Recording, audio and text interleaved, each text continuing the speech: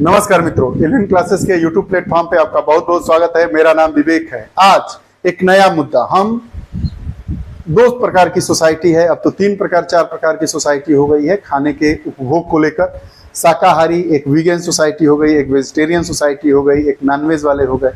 अब कौन ज्यादा शाकाहारी है, वीगन या वेजिटेरियन?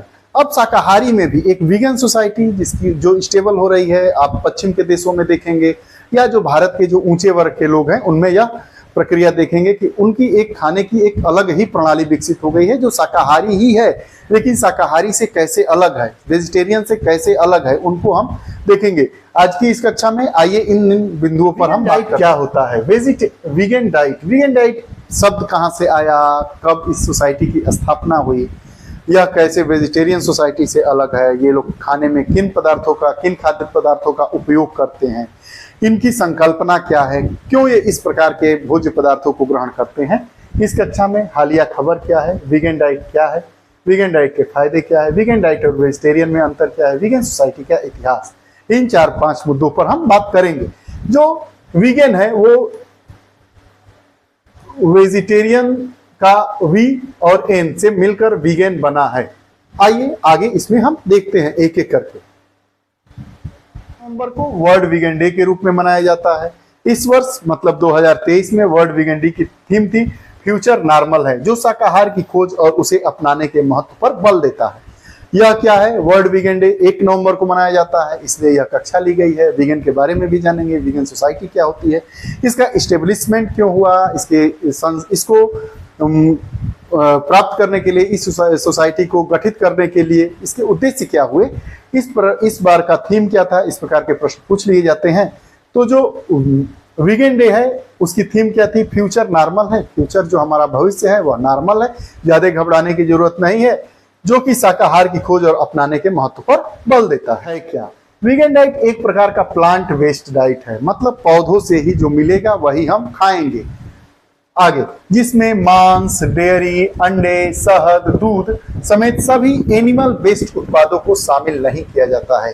जो वीगन डाइट होता है उसमें हम एनिमल बेस्ड जो जानवर आधारित ऐसे गाय के डेयरी उत्पादों को, मांस को, अंडे को, मधु को, शहद को हम शामिल नहीं करते हैं। ऐसा यह माना जाता है कि जो गाय का दूध है उससे बना जो सामान है, पनीर हो गया, बर्फी हो गया, रसगुल्ला हो गया, मिठाइयाँ हो गई, जितने प्रकार के उत्पाद निर्मित हो रहे हैं वह गाय के जो उसका बच्चा है उस बच्चे का हिस्सा हम खा रहे हैं, जो नैतिक रूप से सही नहीं है, यह अनैतिक कार्य है। तो यह एक ऐसी सोसाइटी है जो जिसका जो हक है उसको वहीं तक, उसी तक पहुंचे, उसके हक में हम दखल अंदाजी न करें, इसी संकल्पना के साथ इस सोसाइटी को स्टेबल किया गया है। वीगन डाइट या शाकाहारी आहार में प्रमुखतः फल, सब्जियां, अनाज, फलियां, मेवे इत्यादि शामिल होते हैं। दूध के लिए ये लोग क्या करेंगे, मिल्क, टोफू जिसे सोया मिल्क कहते हैं, टोफू जिसे सोया पनीर, जो सोयाबीन होता है उसके पनीर को हम टोफू कहते हैं, इसका उपयोग करेंगे। खाद्य पदार्थों को एनिमल बेस्ड उत्पादों के विकल्प के तौर पर प्रयोग किया जाता है। जो एनिमल बेस्ड, डेयरी बेस्ड उत्पाद है उनको हम कैसे करेंगे, हमें दूध पीना होगा तो सोयाबीन का दूध पिएंगे, पनीर खाना होगा तो टोफी खाएंगे। हम जानवर के दूध से निर्मित डेयरी उत्पादों को नहीं खाएंगे, क्योंकि वह दूध सिर्फ उस पर उनके बच्चों का हक है। अगर हम खाते हैं तो हम अनैतिक कार्य कर रहे हैं, नैतिक रूप से ठीक काम नहीं कर रहे हैं। वीगन डाइट के क्या क्या फायदे हैं, खास तौर पर इसके स्वास्थ्य लाभ, पर्यावरण संबंधी चिंताएं हैं और पशुओं को उनके अधिकारों से जुड़ी नैतिकताएं शामिल है। इसके पीछे क्या सोच है, स्वास्थ्य लाभ, हम स्वस्थ रहेंगे, हम सही रहेंगे।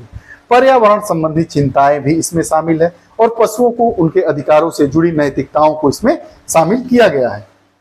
डाइट और वेजिटेरियन में क्या अंतर है?